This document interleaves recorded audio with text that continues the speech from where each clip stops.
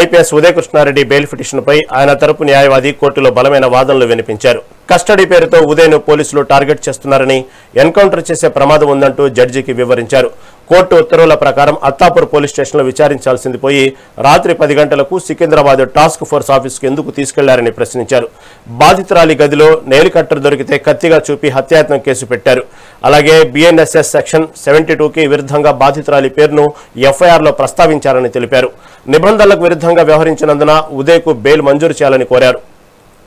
Trainee IPS ప్రస్తుతం జరుగుతున్న court case విచారణ నిమిత్తం కొన్ని ప్రచారాలు జరుగుతున్నాయి. అందులో కొన్ని వాస్తవాలు ఉన్నాయి, కొన్ని దుష్ప్రచారాలు ఆయన మీద చెడుగా చేయడం అన్నది నేను ఖండిస్తున్నాను.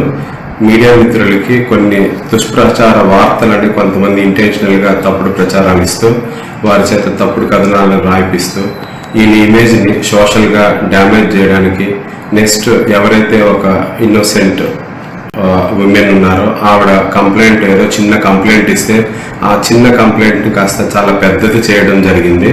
ఇప్పుడు మా క్లయింట్ ఇచ్చిన ఇన్ఫర్మేషన్ మేరకు నేను ఆన్ రికార్డ్ అడ్వకేట్గా ఈ కేసులో ఉంటున్నాను. ఇందులో కోర్టులో మొత్తం అఫీషియల్గా ఉండే సర్టిఫైడ్ రికార్డ్ అన్ని నేను తీసుకున్నాను అడ్వకేట్గా. తర్వాత నేను ఇందులో విచారించి చూసిన ఎడల అందులో ఉన్న విషయాలను నేను తెలియపరుస్తున్నాను. ఈ కేసులో ఉదయ కృష్ణారెడ్డి మీద ఒక ఐసీసీ కంప్లైంట్ ఇచ్చారు. ఐసీసీ కంప్లైంట్లో ఉన్న వారందరూ అదే ప్రాంతం, ఒక రీజనల్ ప్రాంతానికి చెందినవారు.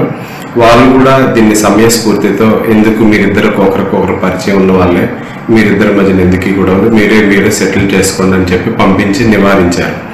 తర్వాత మరలా ఆవిడెవరైతే ఉన్నారో వీళ్ళు గ్రూప్ సభ్యులు వాళ్ళు ఒకరికొకరు జనవరి 2026 నుంచి వీళ్ళకి తెలిసిన వాళ్ళే, అందులో ఒకరు తెలిసిన వాళ్ళనే ఈమె పెళ్లి చేసుకున్నారు. వాళ్ళందరికీ అందరూ తెలిసిన వాళ్ళే జనవరి 2026 నుంచి. ఇదేం కొత్తగా పరిచయం అయింది కాదు.